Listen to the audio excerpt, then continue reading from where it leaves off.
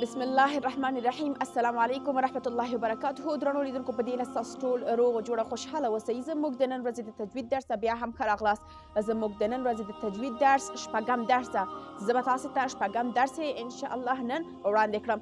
قدرمنو لیدونکو، لکه څنګه زه تاسو ته په هره برنامه کې وایم چې قرآن زده کول ډېر زیات فضایل لري، ډېر زیات اجرونه او ثوابونه لري. الله تعالی دې موږ ټولو ته را په برخه کړي قرآن زده کړئ، تلاوت یې کړئ او په قرآن عظیم الشان، همدغه قرآن عظیم الشان به د قیامت په ورځ ستاسو شفاعت کوي، د خپل لوستونکي شفاعت به کوي چې ده زه لوستلی یم او زه غواړم چې نن یې شفاعت وکړم.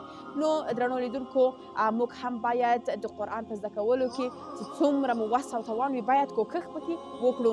اوس راځو خپل درس ته چې زموږ درس د 10 آیت نه ده تر 12 آیته پورې. زه به لومړی تاسو ته دغه 2 آیته تلاوت کړم، بیا به تاسو ته یو آیت په تجوید سره ووایم.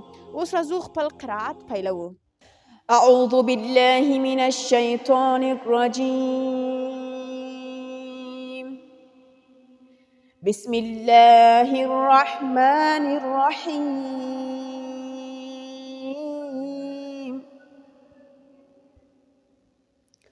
وإذا قيل لهم لا تفسدوا في الأرض قالوا إنما نحن مصلحون ألا إنهم هم المفسدون ولكن لا يشعرون. صدق الله العظيم. درنو لیدونکو، ما تاسو ته دا 2 آیته تلاوت کړل. اوس به زه تاسو ته په تجوید سره یو آیت هم وایم. بسم الله الرحمن الرحیم. وإذا قیل لهم، وإذا ذال د ژبې له څوکې نه قاف تفخیمه ادا کیږي، قیل یا مده حروف ده کش کیږي ځکه چې د یای ساکن نه مخکې کسره راغلی ده. هر کله چې د یای ساکن نه مخکې کسره راسي هلته څه کیږي؟ کش کیږي، مده حروف ده.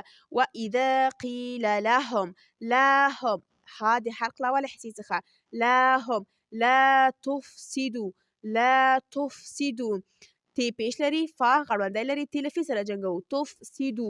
دلته دو بیا مده حروف ده کش کیږي ځکه چې د واو ساکن نه مخکې پیش راغلی ده، نو دلته کش کیږي. فی الارض، فی الارض را دوه ډکه لوستل کیږي یعنې تفخیم ادا کیږي. قالو قاف ډک لوستل کیږي یعنې تفخیم ادا کیږي. لو دلته واو مده حروف ده کش کیږي او دلته مد منفصل هم راغلی ده چې دوه نیم حرکت نور هم کش کوو.